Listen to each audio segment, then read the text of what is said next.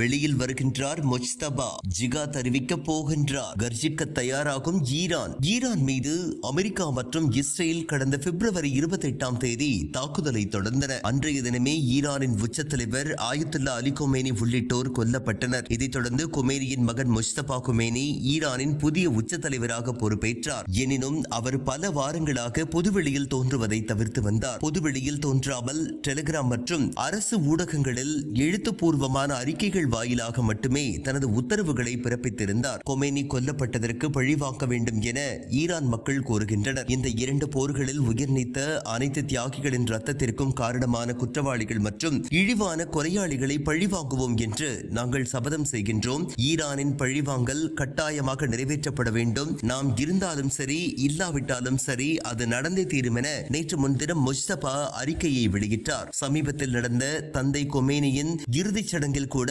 முஜ்தபா பங்கேற்கவில்லை. பாதுகாப்பு காரணங்களால் அவர் பங்கேற்கவில்லை என்று ஈரான் அரசின் சார்பில் தெரிவிக்கப்பட்டது. இந்த நிலையில் வருகின்ற 23ஆம் தேதி மாலை 5 மணிக்கு தலைநகர் டெஹ்ரானில் கொமேனி நினைவேந்த நிகழ்ச்சி நடக்கின்றது. இதில் முஜ்தபா கொமேனி பங்கேற்பார் என்று ஈரான் அரசு அறிவித்துள்ளது. இந்த நிகழ்ச்சியில் அவர் நேரில் பங்கேற்பாரா அல்லது வீடியோ கான்பரன்ஸ் முறையில் பங்கேற்பாரா என்பது குறித்து எந்த விவரங்களும் தெரிவிக்கப்படவில்லை.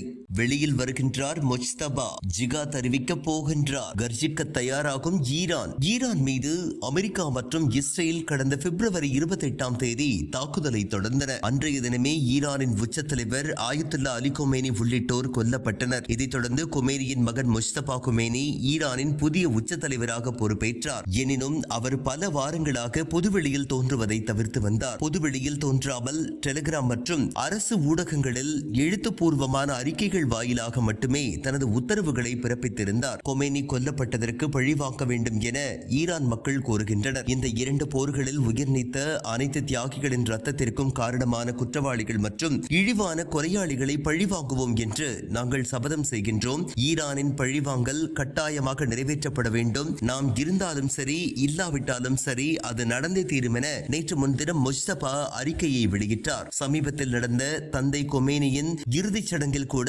முஜ்தபா பங்கேற்கவில்லை. பாதுகாப்பு காரணங்களால் அவர் பங்கேற்கவில்லை என்று ஈரான் அரசின் சார்பில் தெரிவிக்கப்பட்டது. இந்த நிலையில் வருகின்ற 23ஆம் தேதி மாலை 5 மணிக்கு தலைநகர் டெஹ்ரானில் கொமேனி நினைவேந்த நிகழ்ச்சி நடக்கின்றது. இதில் முஜ்தபா கொமேனி பங்கேற்பார் என்று ஈரான் அரசு அறிவித்துள்ளது. இந்த நிகழ்ச்சியில் அவர் நேரில் பங்கேற்பாரா அல்லது வீடியோ கான்பரன்ஸ் முறையில் பங்கேற்பாரா என்பது குறித்து எந்த விவரங்களும் தெரிவிக்கப்படவில்லை.